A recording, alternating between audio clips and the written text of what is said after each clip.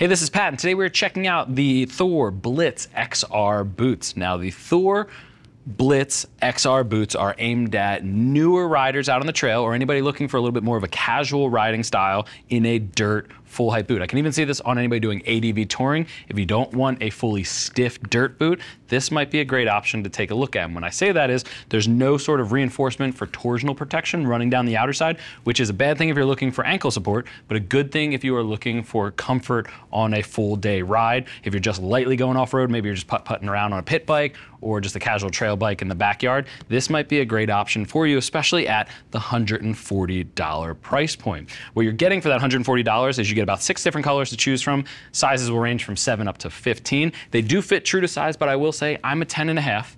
I fit every boot I've ever owned in a 10.5 US sizing. These don't have half sizes, and instead of going down to the 10, I actually have to go up to the 11. I can fit my foot in the 10, but I wouldn't be able to wear it for an all-day ride, so I do have to go up. So if you're between sizes, think about going up to that upper size, but if you are, say, a 10 directly, a 10 should fit you spot on. So just keep that in mind. Again, 6 colorways. That'll change for any dirt boot. Thor will come out with new colors almost every single season. So if you see something and you like it, chances are it might not be there in the following riding season. That's just how it goes. And if you're looking for something maybe with a little bit more robust sole, like an enduro sole, there is an ATV version of these available in the Blitz ATV boots. So keep that in mind. Plenty of options from Thor. Thor, if you're listening, would have loved to see some half sizes, but at the $140 price point, I'm not too upset about it.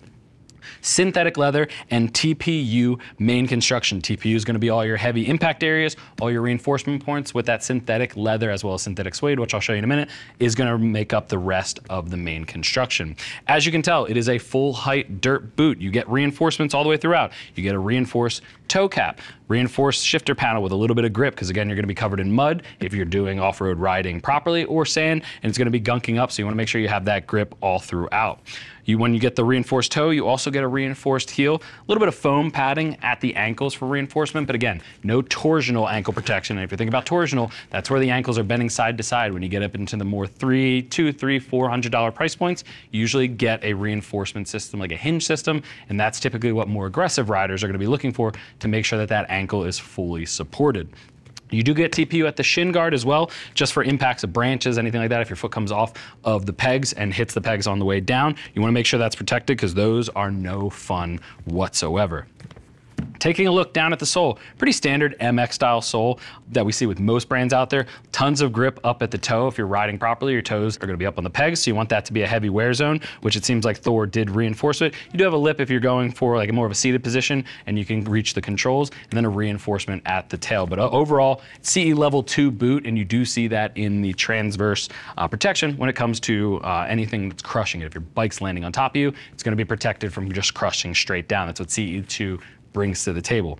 3 buckles get you in. It's all plastic. That's also a gripe of mine when I'm looking for dirt boots. I typically look for a metal to metal connection. This is plastic to plastic, which again, at this price point, is pretty standard. You just snap them up and you can adjust them in and out depending on if you need more length. You can pull the straps themselves out. One thing I do like that Thor added in there is this little kicker right in front of the lower one. If you ever hit a branch or a rock or anything like that and hit a buckle and destroyed it, you know it's a nuisance. I like that they're adding that in there. It helps deflect any rocks or anything like that off of the buckle, so it's not going to impede or snap that buckle at all. There's a little bit of Velcro up top as well, and I'll give you a peek at the interior.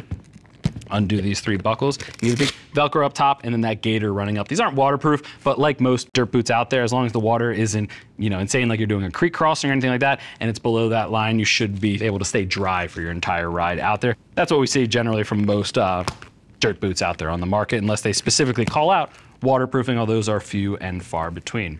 Spinning to the back of the boot, one thing I want to call out, a little bit of additional TPU at the lower calf, just above the Achilles. That's going to help for any impacts. Again, if your foot comes off the pegs, hits a branch, anything like that, you want to make sure that you are protected, and a little bit of bellowing in both the front and back just to help with some forward and aft movement. Looking at the inside of the boot, the medial side of the boot, a little bit of suede up top that's going to help with grip.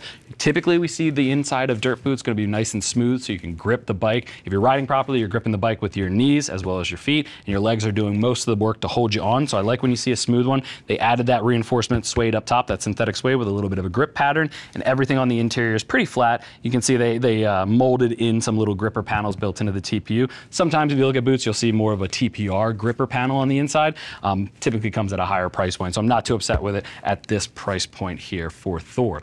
But again, if you have $140 burning a hole in your pocket and you need a new set of trail boots, maybe you're ripping around the backyard with the pit bike, riding with the kids, or just getting into it and you want to start with something with a little bit more movement, the Thor Blitz XR boots might just be the option for you. And if you need a little bit more grip, take a look at the Blitz ATV boots. Those are going to give you a little bit more reinforcement at the sole for 10 bucks more. But at 140 bucks, I'm not too upset with the Blitz XRs. I think these are a solid offering from Thor. If you're listening, Thor, I'd love to see some half sizes in between.